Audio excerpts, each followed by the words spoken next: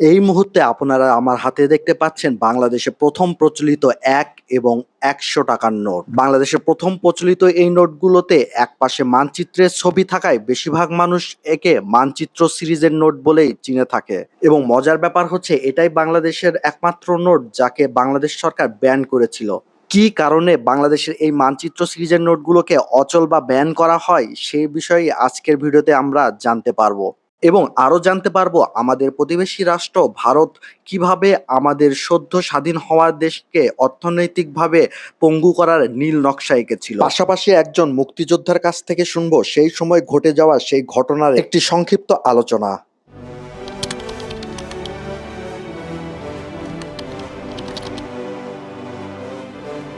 ১৯৭২ সালের ৪ মার্চ প্রথমবারের মতো স্বাধীন বাংলাদেশের নিজস্ব ১ ও ১০০ টাকার নোটের প্রচলন শুরু হয়।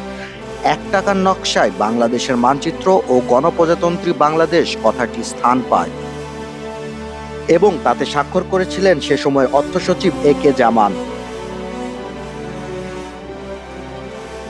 বাংলাদেশের মানচিত্র এবং তার পাশেই শেখ মুজিবুর রহমানের ছবি দিয়ে তৈরি করা হয় ১০০ টাকার নোটটি। ১০০ টাকার ব্যাংক নোটটিতে বাংলাদেশ ব্যাংকের প্রথম গভর্নর এ.এন. হামিদুল্লাহ স্বাক্ষর করেছিলেন।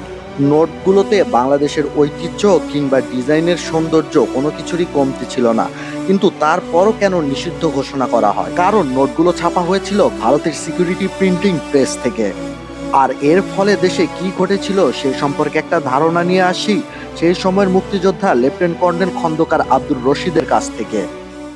তাছাড়া আপনি আরও কিছু স্টোরি দেখবেন যে বাংলাদেশের টাকা ভারত প্রিন্ট করে দিয়েছিল এবং সেই টাকা ডুপ্লিকেট প্রিন্ট ছিল এবং সেটা আমাদের অর্থনীতিতে ভীষণভাবে আঘাত করেছে। শিওর, আপনি তখনকার দিনের পত্রিকাগুলো দেখেন, বোম্বের মধ্যে ভারতই কত কোটি কোটি টাকা ধরেছে। তারপরে যেভাবে স্মাগলিং অ্যান্ড বর্ডার খোলা ছিল সেইভাবে কারেন্সি কীভাবে হতো, সুতরাং অর্থনীতির উপর একটা বিরাট প্রেশার আসছে, যার জন্য তখন সেই কারেন্সিকে আবার বদলানো হয়, অন্য জায়গায় প্রিন্ট করে। আসলে সেই সময় কি ঘটেছিল?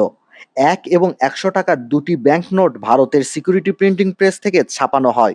গণপ্রজাতন্ত্রী বাংলাদেশ সরকার ভারতকে নির্দিষ্ট পরিমাণ টাকা প্রিন্ট করার জন্য টেন্ডার অনুমোদন দেয়া হয়। সেই নোটগুলো পরবর্তীতে আমাদের কাছে ম্যাপ সিরিজ নোট হিসেবেই পরিচিতি লাভ করে। কিন্তু এই নোটগুলোই পরবর্তীতে বাংলাদেশের জন্য গলার কাঁটায় পরিণত হয়, কারণ এই নোটগুলোতে কোনো প্রকার সিকিউরিটি ছিল না। শুধু তাই নয়, খুব নিম্নমানের কাগজ ব্যবহার করা হয়েছিল এই নোটগুলোতে। কোনো প্রকার জলছাপও ছিল না। ভারত অনুমোদিত টাকার কয়েক গুণ বেশি টাকা প্রিন্ট করে, যার ফলে যুদ্ধ বিধ্বস্ত বাংলাদেশের জন্য আসা বিভিন্ন দেশ থেকে অনুদানসমূহ সেই অবৈধভাবে প্রিন্ট করা টাকা দিয়ে ভারত নিজের জন্য নেওয়া শুরু করে। আর এর জন্য দেশে অর্থনৈতিক সমস্যা দেখা দেয়। বিষয়টি সরকারের দৃষ্টিগোচর হলে ম্যাপ সিরিজের নোটগুলো বাংলাদেশের সরকার নিষিদ্ধ করে এবং পরবর্তীতে নতুন করে সুইজারল্যান্ড, দক্ষিণ কোরিয়া, জার্মানি এবং অস্ট্রেলিয়া থেকে বাংলাদেশের নতুন নোট ছাপানো হয়। পরবর্তীতে ১৯৮৮ সালে টাকশাল স্থাপিত হওয়ার পর বাংলাদেশে প্রথমবারের মতো কাগজের নোট ছাপানো হয়।